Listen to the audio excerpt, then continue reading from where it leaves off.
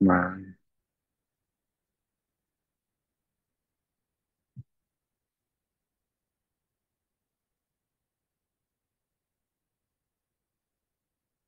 đi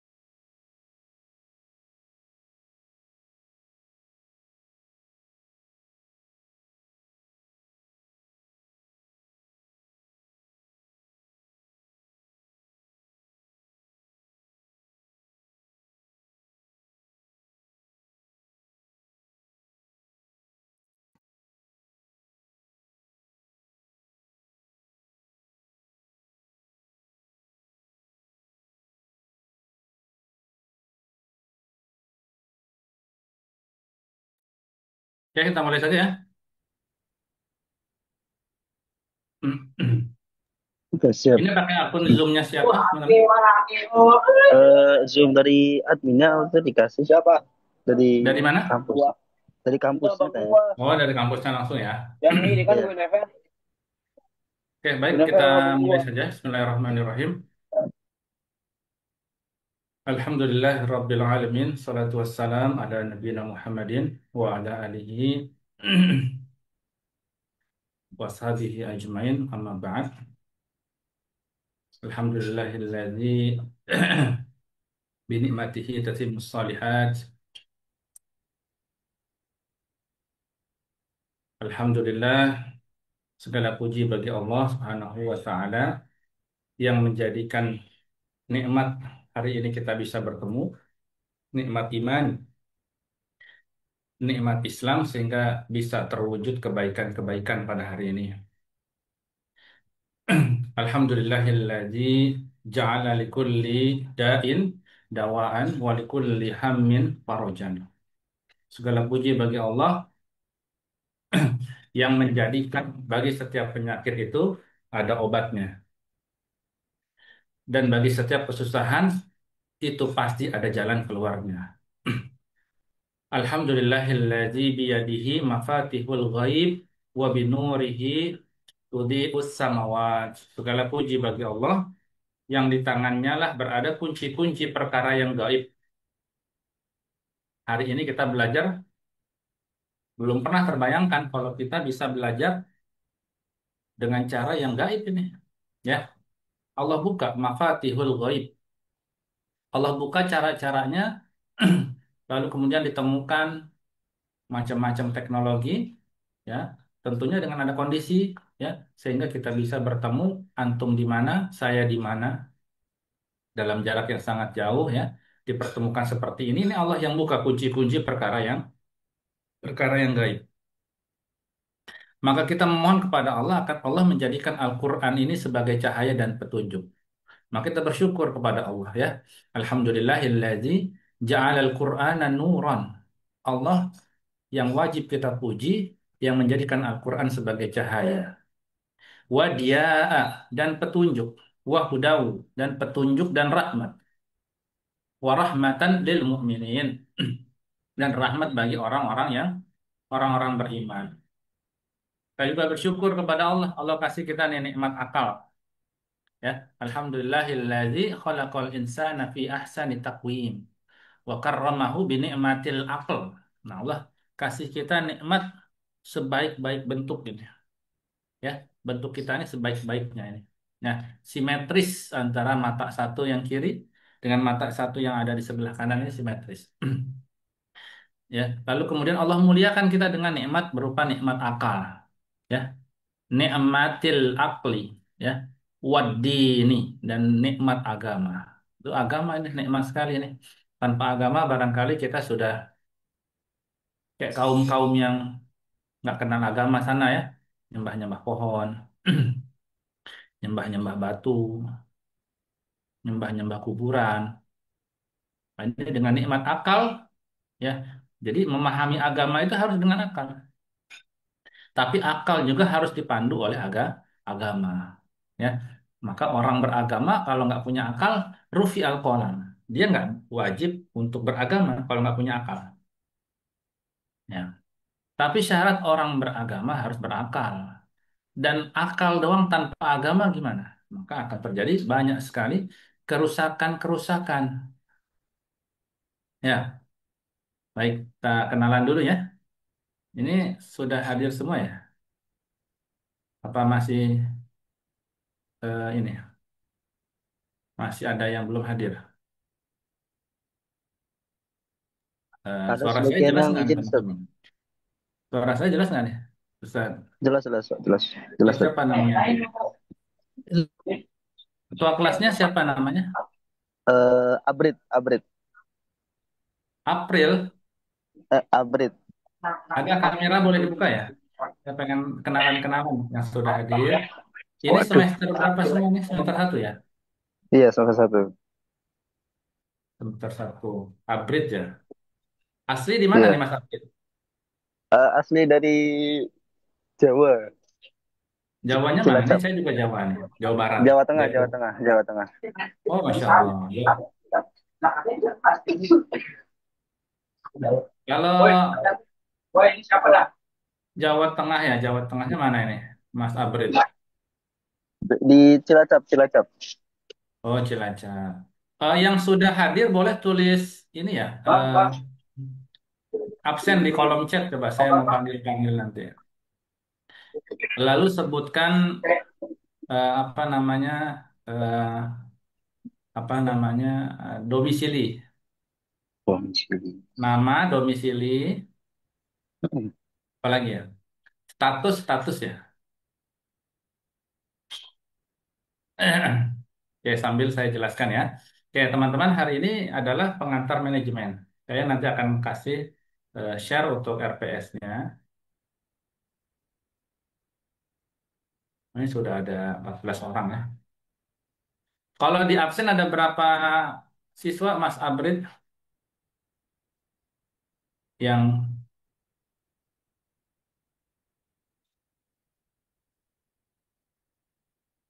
halo Mas Abrid? Oh ya Ustaz, kalau nggak salah ada 15 sampai 16 orang Ustaz. Oh hanya 15 atau 16 saja ya? Iya, Emang prodi apa ini? Ekonomi syariah ya? ekonomi syariah. Oke. Berapa PKS?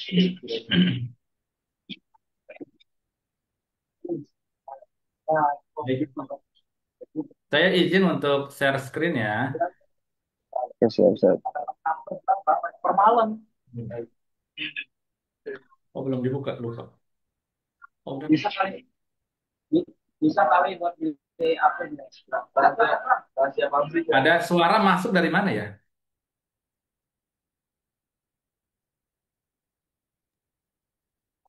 Gimana Ustaz? Tadi kayak ada suara bocor. Apa dari kita atau dari ini? Oke. Kelihatan? Kelihatan Ustaz? Kelihatan? Kelihatan Ustaz, kelihatan Ustaz. Ya, pokoknya kalau ada komen, nah misalnya suaranya kurang jelas, ataupun apa namanya, gambarnya kurang jelas, infokan ya. Takutnya sinyal ya. Baik, teman-teman. Jadi ini adalah rencana pembelajaran semester kita untuk Madinatus Salam pada mata kuliah apa? Pengantar manajemen ya. Oke, langsung kita masuk ya. Ini nggak usah kita ini. Oke.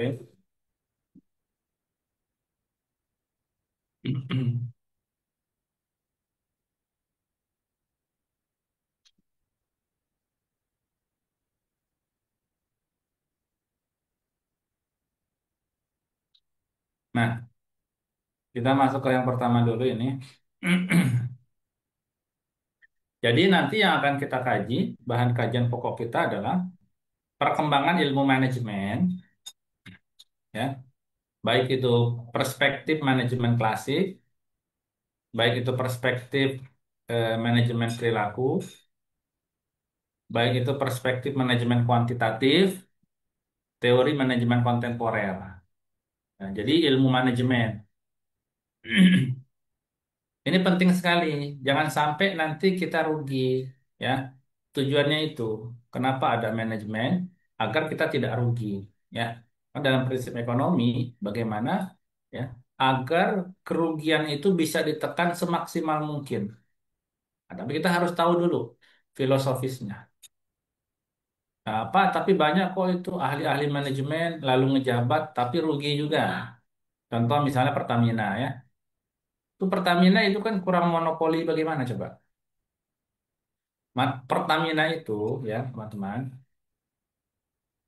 itu harus menyediakan sekitar 1,5 juta barel per hari ya 1,5 juta barel per hari untuk konsumsi kendaraan kita satu hari. Nah, bayangkan bisa nggak itu? Ternyata nggak bisa. Harus bagaimana? Ternyata kita ngimpor ya. Kita ngimpor dari Singapura sebesar hampir 700.000 barel ya 700.000 barel. Berarti yang 800.000 barelnya itu apa? Itu produksi dalam negeri.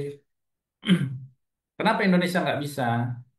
Nah, sebenarnya Indonesia, kilang minyak yang ada di Indonesia itu sudah tua-tua, ya, crude oil. Jadi perlu yang namanya peremajaan sehingga Pertamina tidak kemudian hanya mengekspor minyak mentah, ya. Jadi minyak mentah kita itu diekspor dulu ke Singapura, ya. Baru kemudian nanti disuling di sana, penyulingan. Ya menjadi finest oil tuh ya minyak yang baik yang kemudian bisa dikonsumsi oleh apa oleh mobil-mobil, motor yang ada di kita. Bahkan sampai Aftur, pesawat terbang itu impor dari Singapura. Yang kita nggak habis pikir kenapa harus impor dari Singapura. Ternyata ya, Singapura itu dia sangat kompetitif sekali harganya. Ya, Singapura nggak punya sumber daya alam kayak Indonesia punya ladang minyak. Apa Singapura nggak punya? Tapi tinggal Singapura punya teknologi penyulingan yang luar biasa tadi. Kita nggak punya. Padahal kita kalau mau tinggal investasi saja, investasi alat industri, ya, sumur-sumur yang tua yang masih pakai mungkin ya mesin-mesin lama diganti. Ya, sama lah kayak kendaraan kita kan. Zaman dulu kita pakai Vespa itu kan karburator ya, boros. Lalu kemudian ditemukan injeksi, lebih irit kan? Ditemukan lagi banyak sekarang teknologi-teknologi biar efisien. Nah, kita masih pakai peralatan yang lama. Kita masih menggunakan peralatan yang lama sehingga kemudian manajemennya itu ya tadi kita hanya bisa mengandalkan impor dari Singapura. Apalagi ya menurut analis eh, pakar peperangan Indonesia itu kalau perang lawan Singapura itu hanya mampu 7 hari. Karena siklus impornya itu 7 hari sekali. Jadi impor misalnya 1 hari tadi kita butuh butuh 800.000 barel. Berarti kalikan 7 aja ya. 8 kali 7 berapa? 56 ya. 56 eh, 5,6 juta barel dalam satu. Jadi setiap kali impor, siklus impor Indonesia dari Singapura itu 5,6 juta barel. Artinya sekali impor, ia kuat, tapi hanya untuk bertahan selama 1 pekan. Mulai dari yang paling tinggi yaitu aftur, ya, aftur untuk bahan bakar pesawat terbang itu impor. Sampai ke Pertamax, Pertalite, nah, karena Indonesia masih mencipta baru bisa buat RON di bawah 90, 89. Berarti ada mismanagement ya. Buat apa belajar manajemen? Nah iya, itulah gunanya kita hari ini mengetahui pembahasan tentang makro sehingga kamu paham bahwa ya bukan hanya ilmu manajemen yang diperlukan, tapi holistik termasuk ada nggak sih niatan dari seorang pemimpin dalam hal ini kita nyebutnya adalah presiden, kita nyebutnya adalah para menteri-menteri yang terkait, kita menyebutnya adalah para direktur Pertamina, BUMN ya. Kenapa nggak mereka investasi alat sehingga kemudian kita nggak perlu lagi impor sama negara yang kalau kata Pak Soekarno akan kutenggelamkan Singapura ke dasar Selat Malaka. Maka tenggelam itu ya yang namanya Singapura. Ya, jadi malu ya negara sebesar Indonesia untuk energi vital. Padahal Pak Prabowo presiden itu menginginkan manajemen untuk Pertamina itu mensukseskan program Pak Prabowo apa itu? Yaitu swasembada energi. Kita sudah berhasil nih swasembada pangan ya. Berhasil nggak nih swasembada pangan? Ya katanya berhasil ya. Tapi ternyata beras masih masih mahal. Yang berhasil itu bukan di kebutuhan pokok ternyata, tapi kebutuhan pangan non pokok. Misalnya di Sumatera Barat. Tahu nggak sih kamu Gambir? Gambir tahu ya? Kalau di Jakarta Gambir itu tempat stasiunnya. Pohon gambirnya sudah nggak ada. Di provinsi saudara-saudara kita di Sumatera Barat, ya, itu industri gambir menyumbang lebih dari 5.000 triliun setahun. Padahal APBN kita cuma 2,5, 2.500 triliun.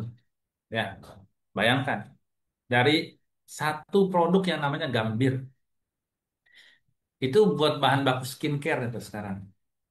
Dulu orang tua kita tuh gambir buat apa ya?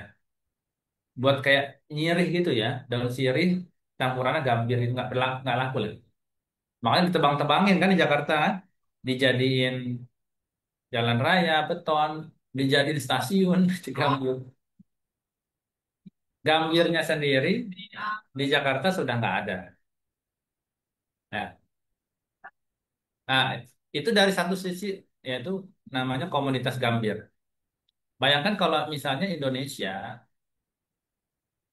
menguasai sektor industri gambirnya, kan itu baru mengekspor gambir mentah kan, ya ke Korea Selatan ya untuk industri skincare ke Eropa ke Amerika.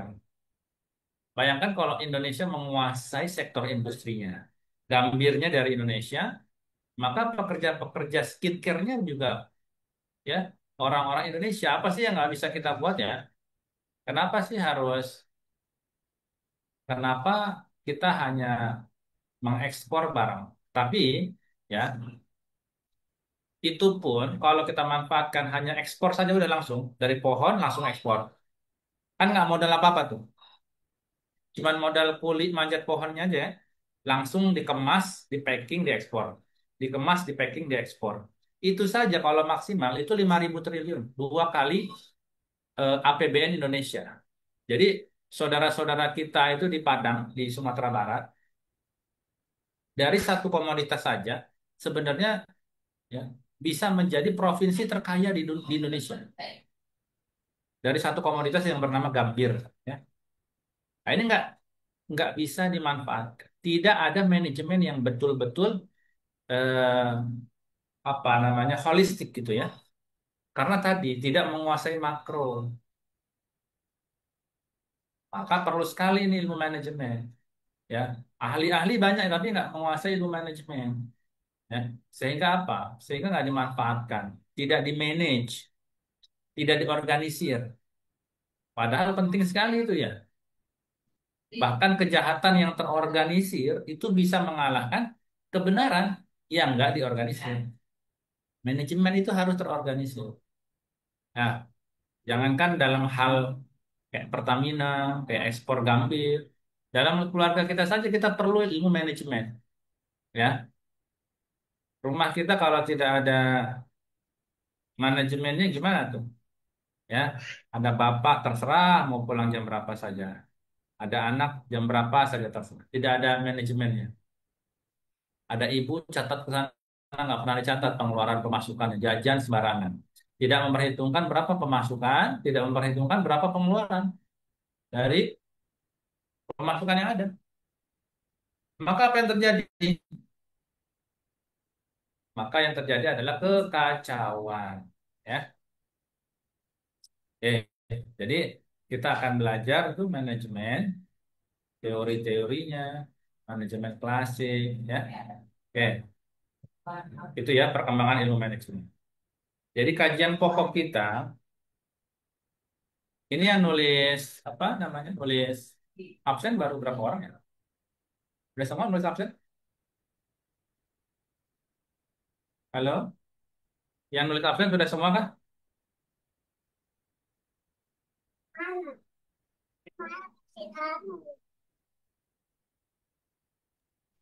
Kayaknya belum semua sih. Kayaknya. Di sana nggak ada deh. Saya itu dua tiga empat. Ya. Udah semua nulis absen. Saya mau Ya, panggil panggil. yang belum nulis absen silakan tulis dulu absennya. Di Ana tulisannya kurang jelas. Maksudnya tulisan apa yang kurang jelas? Jadi ini set Afwan kan ini antum bagikan layar nih set nih.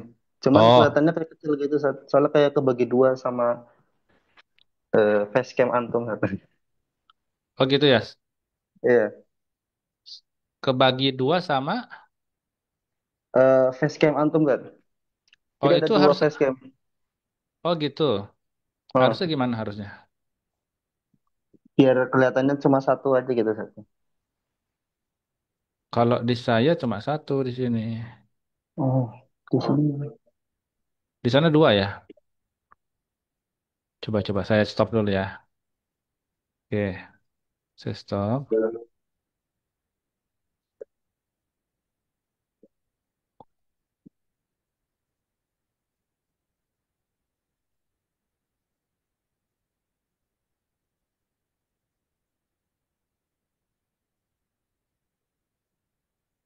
Nah, kalau sekarang gimana nih? Nah, iya Ustaz. Pas. Oh gitu ya. Hmm. Oke, sampaikan aja ya kalau ada keluhan ya. Saya kurang. Oke, kita Oke, lanjut. siap. Jadi yang pertama tadi perkembangan ilmu manajemen. Nanti kita akan bahas juga konsep dasar manajemen. Ya, apa sih fungsi-fungsi manajemen? Berfungsi nggak gitu? Lalu kegiatannya kegiatan apa saja? Lingkungan dan budaya organisasi. Ya, di internasional itu ada manajemen. Namanya PBB, namanya FAO, Food and apa tuh? Agriculture Organization, ya, lembaga PBB khusus yang bertugas untuk mengendalikan orang-orang kelaparan. Nah, tapi yang kelaparan makin kelaparan, yang kaya makin kaya. Kita nggak boleh bergantung, ya, sama FAO, sama sama siapapun nggak boleh bergantung. Kita hanya bergantung sama Allah Subhanahu wa Ta'ala. Wah, MBG, ya, makan bergizi gratis. Nah, itu juga perlu manajemen. Ada namanya Badan Gizi Nasional. Dia tugasnya apa? Tugasnya, Badan Gizi Nasional itu tugasnya apa? Dia tugasnya, ya, memastikan anak-anak Indonesia itu bergizi. Walaupun beritanya banyak di media massa anak-anak yang malah keracunan. Ya, itu ada paradoks ya. Niat pemerintah baik ya. Niat pemerintah baik itu. Walaupun sampai ngutang-ngutang itu ya nggak punya anggaran kita nih buat makan bergizi gratis. 10.000 bayangkan ya. 10.000 dikali 300.000 sekolah di Indonesia. Tuh, ya. Dikalikan ya satu kelas itu kalau negeri itu ada 50 orang. Nah, satu hari itu bisa habis sekitar 4 sampai 5 T. Jadi saking baiknya negara nih ya, sampai ngutang-ngutang itu bela-belain supaya anak-anak kita nih bisa makan yang bergizi. Nah, tapi ya niat baik saja tidak cukup, harus caranya juga harus caranya juga baik. Jadi niat baik pemerintah itu harus kita dukung, tapi caranya juga harus baik. Saya mengkritisi, tapi saya mengapresiasi niatnya. Apa yang saya kritisi? Ya, anak-anaknya makan bergizi, makan ya, tapi orang tuanya barangkali ada yang nggak bekerja. Kan kasihan, ya. Dia cuma makan sendiri, dia punya adiknya, punya kakaknya, ya. Gimana? Harusnya apa? 4 triliun sehari, 5 triliun sehari itu kan dalam satu bulan ada 150 T kan? Oh, itu luar biasa besar sekali itu. Kenapa dana itu tidak dipakai untuk mensubsidi UMKM? Ya, pinjaman-pinjaman yang ringan.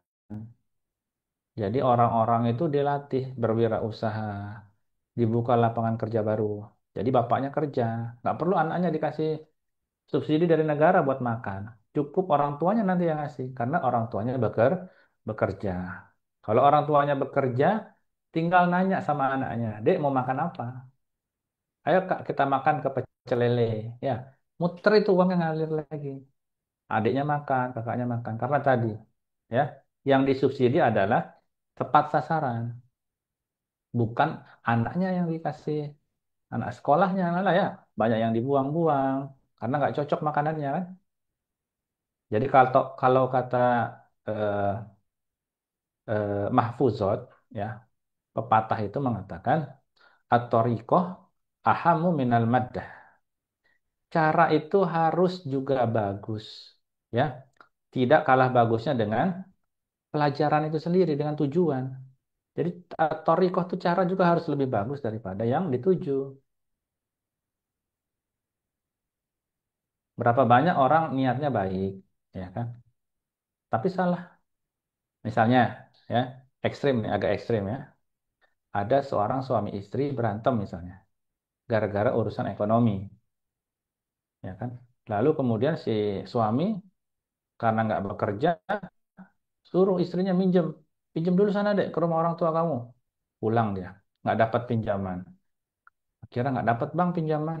Sana pinjam kemana aja lah, nggak mau tahu. Yang penting hari ini kita butuh uang nih. Nah, belum bayar ini, belum bayar listrik, belum bayar cicilan, belum bayar macam. Akhirnya, masya Allah ya, ini suaminya suami aduhai ini ya, udah nggak kerja, nyuruh istri nyari pinjaman, marah-marah terus lagi ya. Akhirnya istri cuma bisa pinjem cara terakhir kemana? Ke mantan. Dulu dia punya mantan, kebetulan lumayan kerjaannya. Dia pinjam ke mantan. Tolong dong nih katanya. Saya pinjam dulu bulan depan saya ganti ini. Ya kan? Nah, si mantan yang tadi, lo suara saya kedengeran ya? Dengeran Ustaz? Aman-aman. Sampai, sampai Jelas, mana? Ustaz. Sampai mana? Sampai mana coba? Sampai mantan. Mantan, Ustaz. Nah, akhirnya dia pinjam sama mantan. Mantan nggak enak ya, namanya dulu bekas mantannya kan. Ini orang-orang yang punya mantan dulu. Akhirnya apa? Dikasih dipinjemin. Dia niatnya bagus minjemin. Pinjemin besar. Akhirnya dapat senang. Pulang ke rumah nih bawa uang. Ini Pak, saya udah dapat pinjaman nih. Besar nih. Wah, dikasih ke orang tuanya. Ke mertuanya, ibu mertuanya. Ibu mertuanya nanya, ini dari mana nih uang? Kan kalian nggak kerja kan? Wah, akhirnya suaminya juga bertanya, iya uang dari mana ini?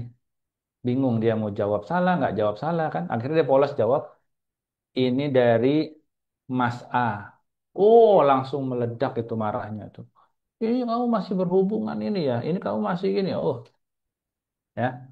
Itu suaminya aduhai ya, udah nggak bisa nyari duit. Sekalinya dapat pinjaman malah meledak-ledak marahnya. Kalau kira-kira kalian dukung siapa? Dukung yang mantan minjemin tadi atau dukung si suami tadi, Mas Rian?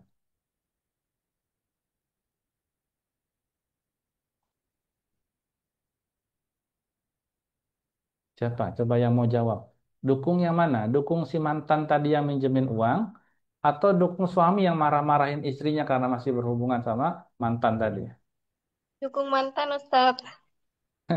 Dukung mantan. Dukung mantan yang minjemin ya. Sama, semuanya begitu. Yang ada Ya, di Ustaz. sini. Kan cuma minjemin, Ustaz. Kan cuma minjemin dia, Ustaz. Nggak ada apa-apa, Ustaz. Oh, berarti semua setuju sama si mantan ya. Kalau begitu, saya yang nggak setuju. Afwan, Ustadz.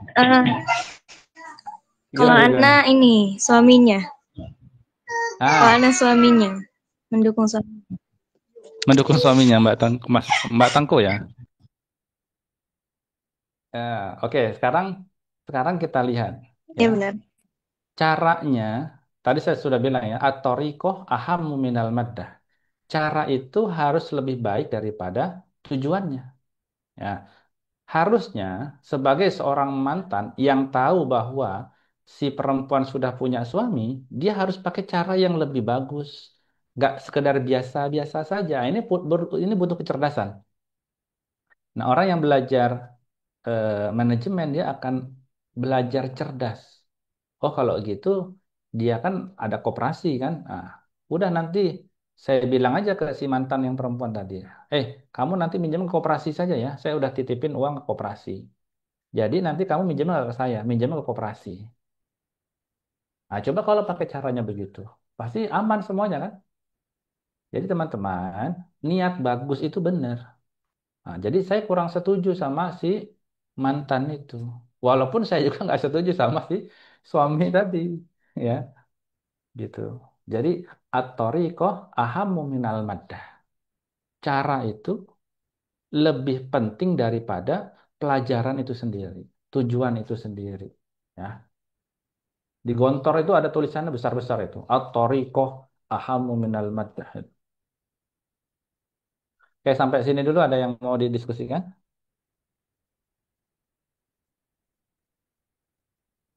Gimana dengan mantan tadi, Mbak Tangku?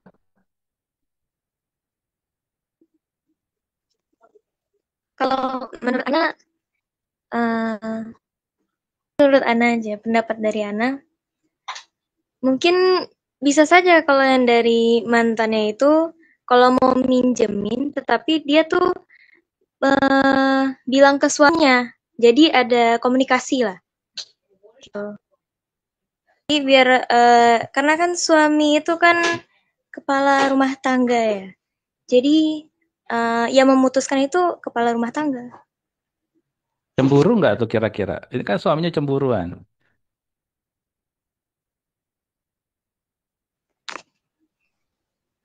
Eh, Jawabannya dari keputusannya suaminya. Kalau misalnya tidak berarti tidak, kalau misalnya iya berarti ya udah diambil. Tapi Nah, niatkan ya terus-terus. kalau itu tuh hanya sekedar meminjam dan nanti akan dikembalikan duitnya. Oke, good ya. Oke, barakallah. Mbak, ini Tengku tuh nama laki nama perempuan ya? Mas ya? Mbak ya berarti ya? Anak perempuan. Tengku itu di Aceh kan? Orang Aceh namanya Tengku ya biasanya? Kalau anak Melayu Serdang. Oh, dari ini asli di sana, di Serdang. Tidak, anak tinggalnya di Jakarta, tapi keluarga anak dari Melayu Serdang dan Padang. Masya Allah, Masya Allah. Tadi tentang Gambir di Sumatera Barat, dengar ya? Dengar Ustaz? Oh, Alhamdulillah. Dari yang lain silakan mau berkomentar ya. Kita banyak diskusi saja ya. Tadi Mas Ketua Kelas ada tanggapan tentang mantan? Saya banyak contoh-contoh mantan soalnya.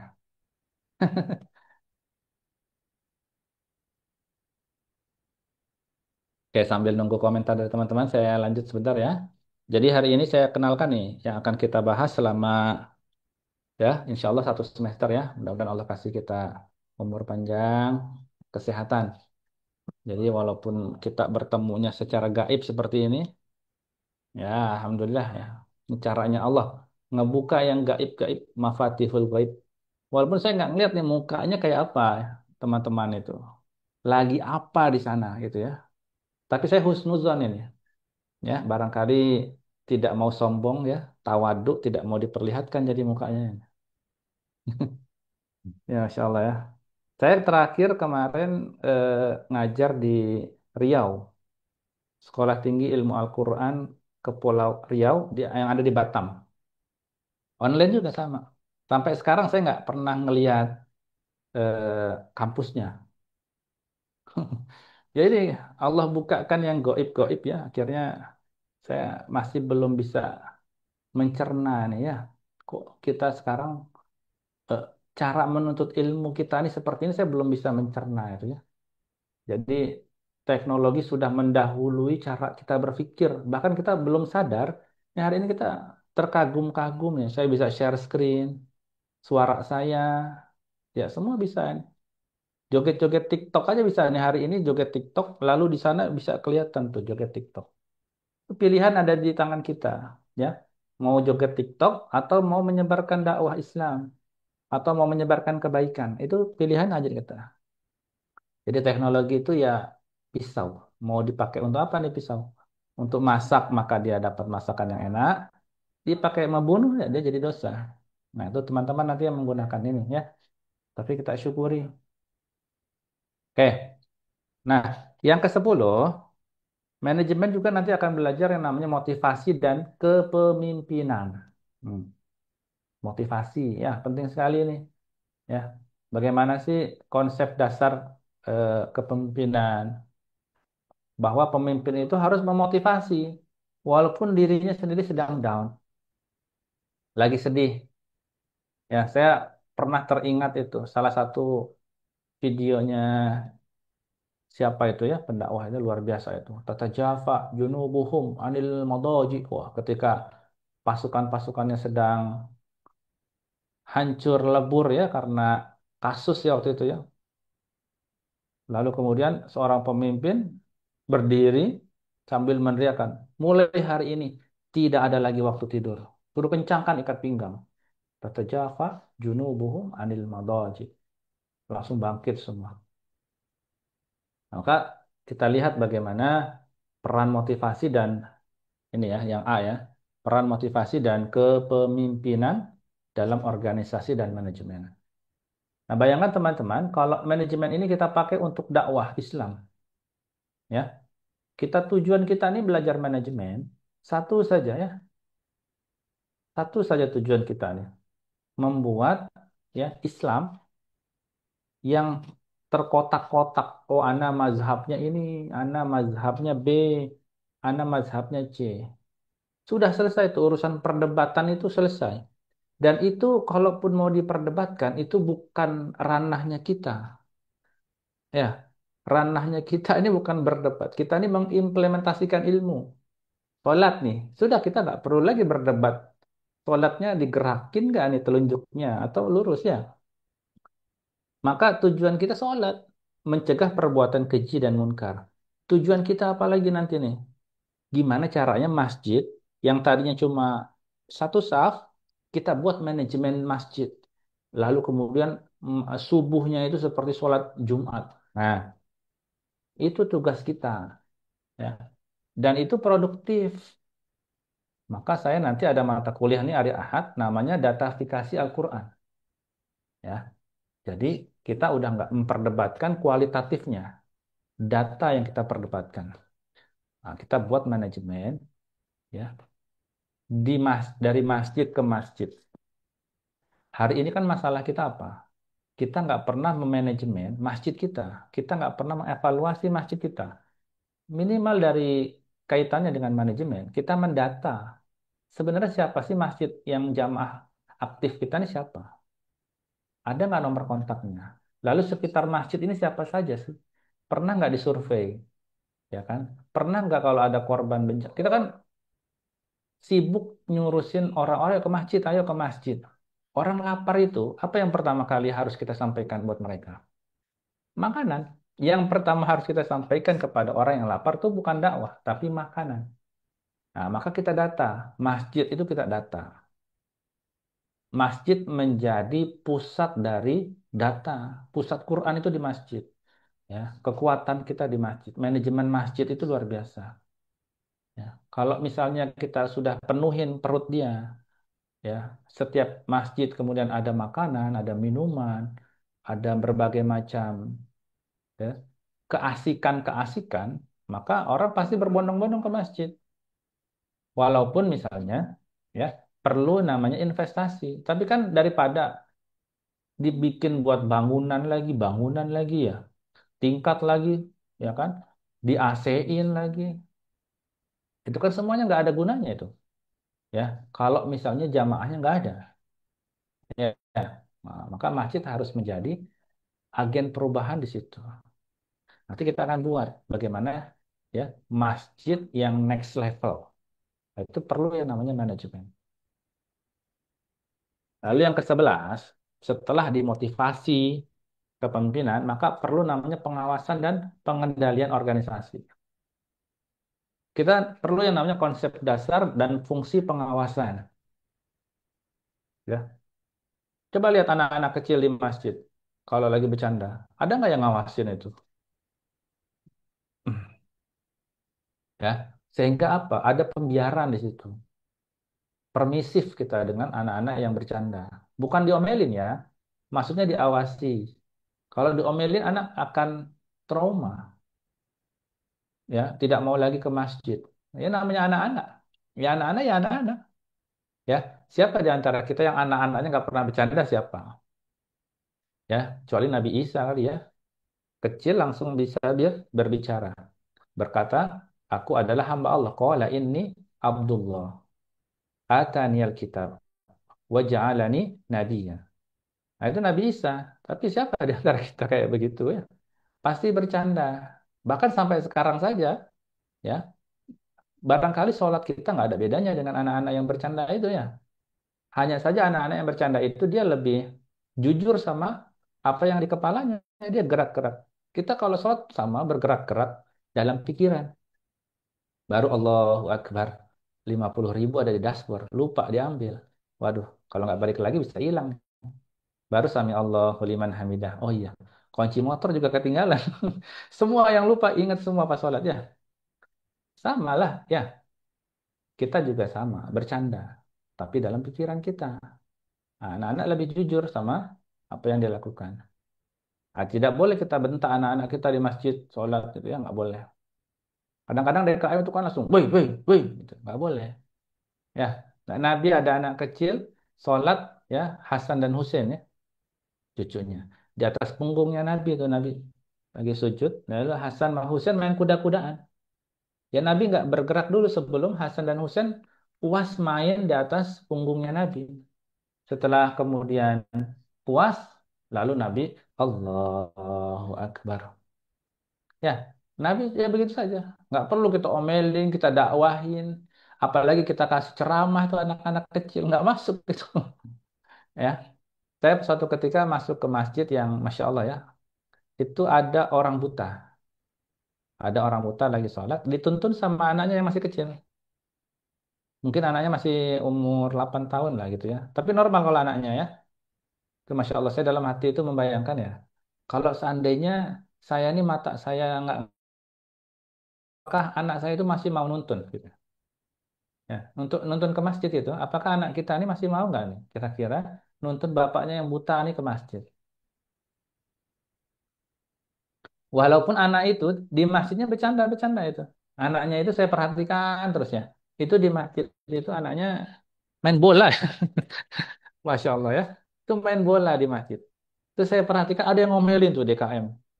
Seandainya si DKM tahu apa yang sudah dilakukan oleh si anak kecil tadi ya, menuntun bapaknya yang buta itu sampai ke masjid, wah, dia nggak bakalan berani itu ngomelin tuh ya. Nah, jadi ini perlu motivasi orang-orang yang berada di masjid, ya, perlu manajemen pendekatannya itu seperti itu. Dan ilmu manajemen perlu pendekatan Islami, ya. Dan Islam perlu pendekatan manajemen. Coba kita lihat sampah ini yang paling banyak itu di mana? Ya, WC yang paling bau itu di mana? Ya, di mall apa di musola? Ya, malu ya. Maka kita boleh saja mengaku nih kita berpaham sunnah nih ya. Kita boleh saja mengaku kita paling merasa saya nih pemahaman kita nih paling baik. Tapi Allah itu yang menilai itu. Kita siap nggak itu nyikatin WC musola kita yang bau-bau itu? Ya, misalnya subuh jam 4:30, jam 4 kita sudah sampai masjid. Ya, pertama kita nggak langsung sholat dulu, nggak jangan. Kita taikin dulu setengah dari iman kita atau hurul satrul iman. Ya, iman itu ada pada kebersihan. Kita kosrek dulu tuh WC yang licin-licin itu, main-main ski kamu tuh di WC-WC musola. Lalu kemudian yang bau-bau disikat dulu. 30 menit iman kita ningkat. Padahal kita belum sholat tahiyatul masjid ke masjid tadi tuh. Ya, datang ke masjid langsung nyikat. Lalu kemudian iman saya meningkat nih. Nah, tadi kata Nabi, ya, sebagian dari iman ada pada kebersihan. Ngecas iman itu begitu caranya.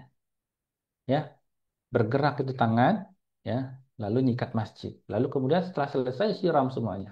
Itu Masya Allah. Yang make berapa orang nanti itu? Ya, yang make WC setelah kita sikat berapa orang tuh? Wow, smell is good. Baunya harum. Kita kasih pewangi. Kan gampang ya beli pewangi, beli kamper, satu taruh. Ya, jadi kebaikan yang sekecil itu saja, itu kalau misalnya digerakin sama satu orang, satu masjid, dari sini pulang nanti masuk ke masjid masing-masing, maka kita akan membuat manajemen yang berbeda itu dalam satu masjid. Coba lihat. Tapi mulainya dari WC, mulai dari hal yang paling orang lain tidak mau itu. Mungkin bersihin karpet banyak yang mau ya. Tapi apa nih yang paling joroknya apa? Itu WC. Kita jadikan WC musola sebersih WC-WC di hotel misalnya. Sampai kering banget itu di hotel kan. Nggak ada air setetes pun itu. Kering sekali WC-nya. Masya Allah ya. Baik, kita lanjut. Ini nomor 11 tadi pengawasan ya. Oke, jadi ada 11 bahan kajian pokok kita selama 1 semester. Berarti kalau dibagi 6 bulan harusnya berapa? Dua ya. Harus ada dua materi yang harus saya nanti kontrak kuliahnya teman-teman. Jadi ada dua mata kuliah, dua apa namanya, dua pokok bahasan ya. Misalnya ini nih, perkembangan ilmu manajemen dan konsep dasar manajemen. Sampai sini, ini satu pertemuan. Gitu ya.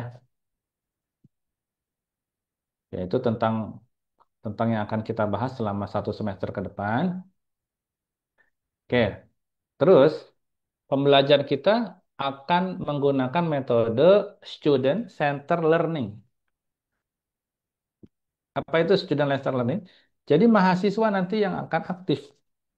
Saya nanti akan buatkan materi yang teman-teman itu nanti presentasi. Ya, jadi saya minta datanya dari teman-teman. Karena ini metodenya, student center learning. Pembelajaran pusatnya justru di mahasiswa. Ada lagi nanti namanya case based learning, studi kasus. Yang kita bahas haruslah studi kasus dan harus sudah berbentuk jurnal, ya. Jadi nanti yang mau presentasi dia harus membuat yang namanya jurnal dulu, baru dipresentasikan. Paham ya? Saya nanti akan berkomunikasi, siapapun yang dipilih nanti harus amanah ya. Tadi ada berapa orang kita nih dalam satu kelas? 16 ya. Lalu yang kedua, adanya interaksi atau komunikasi secara tidak langsung. Jadi, mahasiswa membaca buku, paper, atau teks bacaan. Jadi ada interaksi yang tidak langsung. Saya nggak mau teman-teman kemudian datang ke kelas saya tidak menguasai dulu materi. Maka saya nanti akan kasih nih, setelah selesai dari sini nih, RPS saya akan kasih. Ya, RPS-nya akan saya kasih, tapi teman-teman mempersiapkan di pertemuan selanjutnya. Oh, ini pertemuan kedua. Berarti yang dibahas ini A, B, C. Nah, teman-teman harus sudah paham. Itu ya, itu namanya asinkronus. Asin ya, asinkronus. Interaksi, komunikasi secara tidak langsung. Lalu yang ketiga, nanti saya akan mengukur hasil belajar dengan cara menggunakan instrumen. Bisa portofolio, bisa saya pakai pengamatan secara langsung, yang aktif siapa saja di kelas, yang ditanya menjawab, yang tidak, yang ber, yang berkomentar, berpendapat, nah itu. Ataupun nanti akan ada tes, ya. Itu paling ya. Ada yang mau ditanyakan dulu sampai sini? Nanti ini akan saya kirimkan ya, silakan dipelajari. Ya, ini pertemuan pertama kita, saya senang sekali bisa berjumpa dengan teman-teman. Tapi karena di sini sudah azan, kalau tidak ada, mau saya akhiri. Apakah ada yang tidak jelas atau ingin disanggah, berpendapat, boleh silakan.